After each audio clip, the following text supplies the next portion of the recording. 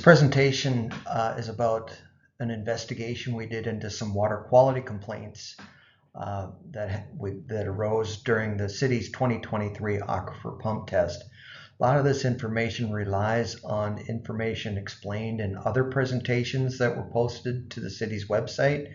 So if you want more detail than what will be discussed here, you can go and look at those as well. In late 2022, the city of Elko Newmarket applied for an increase in its annual appropriation limit under its withdrawal permit from the DNR. As part of the review of that application, the DNR required the city to perform an aquifer pump test. Pump test is basically to run one or more city pumps around the clock for 4 weeks and record data on water levels at various wells around the aquifer and report that all to the DNR when the test was over. About 4 or 5 months after the test concluded, the city started hearing that some people had dirty water issues around the time of the pump test. So the city put together a program to review those complaints, see if there are any other complaints, and investigate what happened. So the purpose of this presentation is to describe what we found, what we did, what we found, and what happened and why. Just a quick jump to the end for anybody that doesn't care to watch the rest of the presentation. What we found is that sustained drawdown from the pump test during the drawdown or recovery of water levels in domestic wells during the pump test allowed the release from inside the well casing of existing and normal built-up material. That material that's normally there was released into the water column where it was captured by the pumps and pumped into the homes. And that was in amounts notably above normal to where it was clogging filters or causing other problems. It's just an overview of the investigative actions that we took. We sent out questionnaires to everybody that filed a complaint. We had also sent out notifications to everybody within 2.5 miles of the city's water-related activities.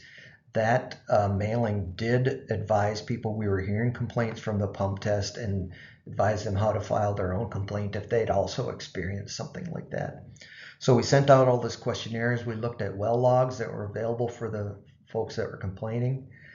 We looked at the information returned on the questionnaires. We conferred with different experts, including well contractors.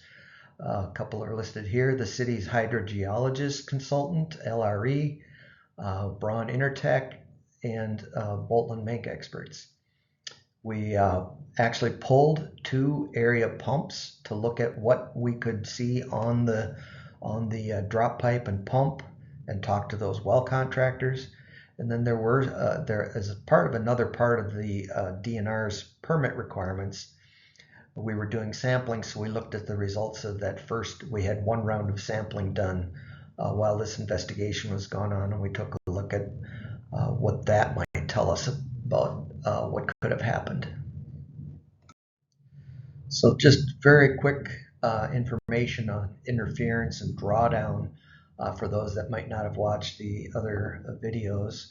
When the city is pumping from its deeper well, shown here on the right, at pretty high volumes, you'll get significant drawdown. In this case, the model was showing approaching 40 feet right at the city's wells. When you get 2.5 miles away to a house nearby, that drawdown might have only been 2.5, 3 feet. But that drawdown turned out to be, we think, significant, related to the water quality problems, even if it wasn't causing an interference problem for availability of water. Between the initial complaints and the additional complaints received after we sent out the notification, we received 68, at least at the time this was prepared, 68 pump test water quality complaints. A few more were received from areas beyond notification after that. We sent out questionnaires to all of those folks. We got 45 questionnaires back.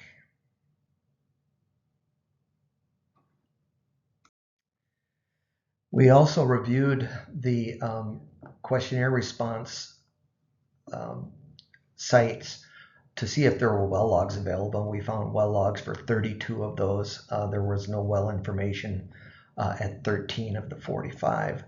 But those well logs do tell us who drilled those wells.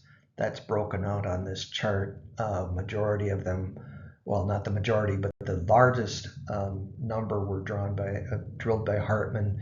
We also have Bone, Gary's, Cadillac, Kimmich Bauer, sort of all the local well contractors. Many of these are still in business. Those well logs also gave us the age of the wells, so there are some that are unknown. The tan color is 10 or fewer age in years. The light blue is 11 to 20 years in age, 21 to 30 years in age is the purple. The green is 31 to 40, so a pretty good size contingent there. And then it starts to drop off. The rust color is 41 to 50 years old, and there are still a handful out there that are over 50 years old. The questionnaire asked when the well was last serviced, and we took that to mean that the pump was pulled. So this is not having your water softener looked at or a filter put in. This is actually pulling the pump out of the well to look at the drop pipe as best we could determine from the questionnaires. So almost, 40% or so have had their well serviced in the last 5 years. And then there's a big chunk where it's unknown. The rust colored is more than 15 years, and as we would expect, that's a pretty small number. If you go that long without service, you're likely to have had problems. 11 to 15 years in the light green, 6 to 10 years in the purple, and then 5 or less in the light blue. So as we expected, most wells have been serviced in the last 15 years or so. It's a slide about the type of in-home water treatment systems respondents to our questionnaires reported. The green water softeners, inline filters in the rust color, those were the majority, and then some, about 15% reported having RO systems, 9% faucet filters, 11% other, and unknown or none 7%. A lot of homes have more than one type. You might have an inline filter and a softener. Some may even follow that with an RO system to take everything out. A range of systems, but pretty common.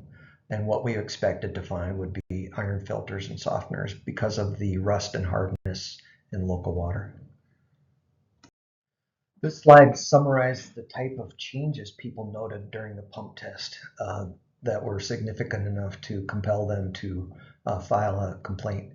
So we had plug filters, iron, manganese, and IOB sludge. IOB is iron oxidizing bacteria. That is what typically will convert dissolved manganese to a particulate form that will show up as black material.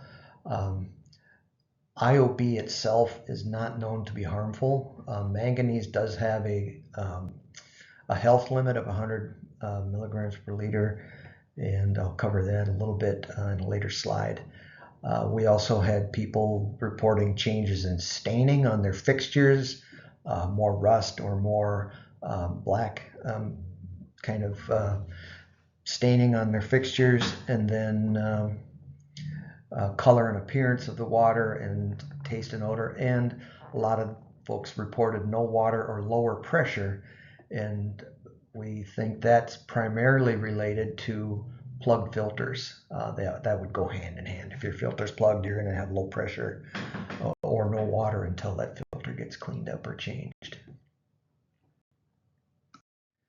I mentioned that the city had 2 different pumps pulled, and one of them, some of the drop pipe needed to be replaced, so the city kept a piece that was replaced and cut a chunk out and then cut it in half This white and black material on the inside is built up inside the drop pipe. That would not necessarily contribute to the complaints that we had because it's there, it's always wet. There wouldn't have been any change to that condition during the pump test. The other is a filter that one of the complainants submitted photos of for us, showing the rust-colored material coating the outside, and I'm sure he captured that because it was above normal amounts. Those filters are routinely changed, but during this event it sounds like it was significantly more, where filters had to be changed more often, or it was so much that it actually reduced flow in the house. At the time the city's investigation was concluding, we had sampled 15 wells out in the township. That was per our water quality response plan requirements. That is an ongoing process. However, we did have data from 15 wells. The response plan requires a full purge of the wells prior to sampling.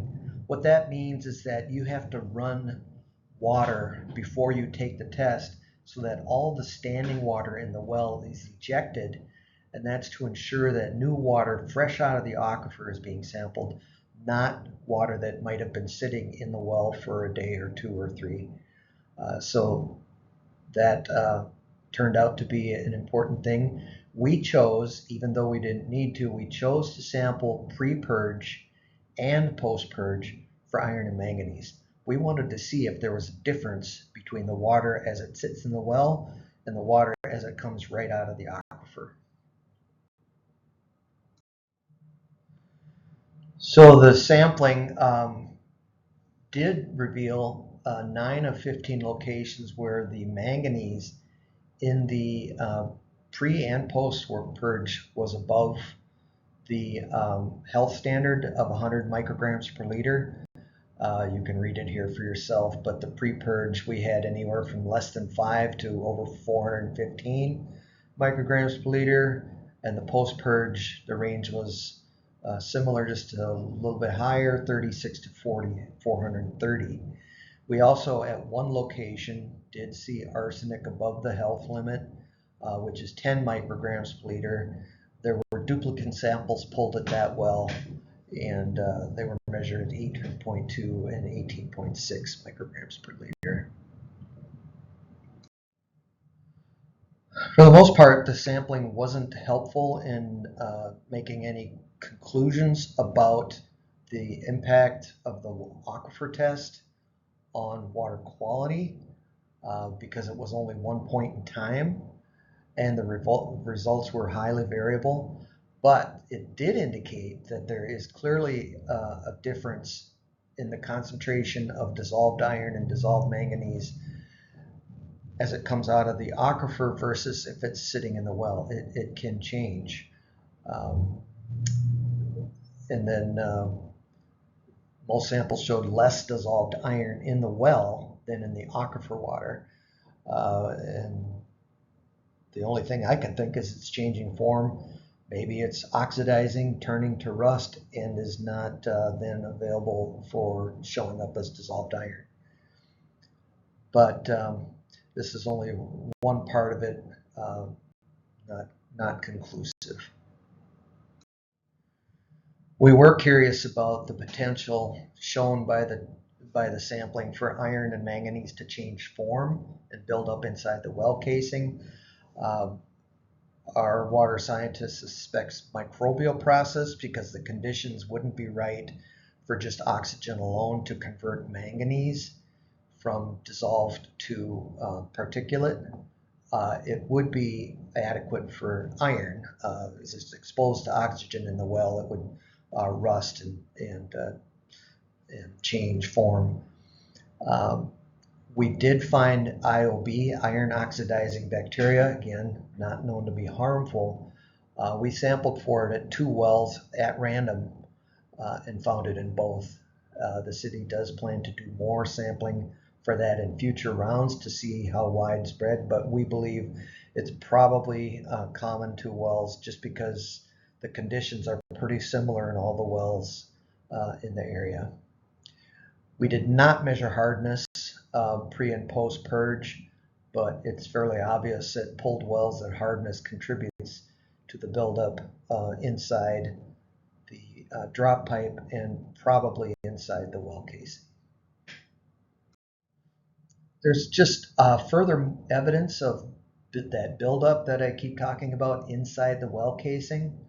Um, when we work with a well contractor to lower one pump at one of the wells or pumps we pulled, they had to go get cleaning equipment. They do not recommend lowering a pump unless the area below the existing pump position is cleaned with sort of a scrubbing tool that uses air, so that that scale and buildup is knocked off the sides of the well casing. Otherwise, as they're lowering that pump to deeper than its historical depth, the pump can scrape that stuff off and then it can get sucked into the pump and damage it. So that was pretty telling that there's clearly stuff inside these well casings that builds up over time. And the other thing we were advised by contractors we've talked to, over time, and you'll see this in another video, pinholes can develop in the drop pipe simply due to corrosion. It's metal in water, and over time it will corrode and develop pinholes. And when the pump runs, it not only pushes water up into the house, it'll spray water out of those pinholes against the wall of the casing and loosening that buildup to where it gets sucked up by the pumps. So dirty water can be an indication that your drop pipe needs some attention. So I'm just going to read the conclusion again as to the cause of these complaints. Drawdown and or recovery of water levels in domestic wells during the city's pump test facilitated the release from inside the well casing and outside the drop pipe of existing and normal built-up material into the water column, where it was captured by the pumps and delivered into the homes in amounts notably above normal. We do not have data to say it was a factor, but it stands to reason that if some of these homes had pinholes, it would have been worse, because when the water table was dropped by the city's pumping, that spray would have been going directly against the walls of the well casing rather than being buffered by any water that was normally standing there. So it would have made that wash down and release of that material worse. But at a minimum, we know that the lower water level allowed that stuff to come loose and somehow get sucked into the pumps and into the homes. And per the other videos, we can't answer questions in this format since you're watching it probably on your own computer at home, but you can attend the upcoming open house the city will be hosting and ask any questions in person. I would add, I mentioned earlier that the city received 68 complaints. That process is now closed. We had sent out notifications to everybody within 2.5 miles of the issue, and did get more complaints. We've received some since from beyond that distance, but the city has determined that it will not receive more complaints and is working on closing out the ones that were received. Thanks.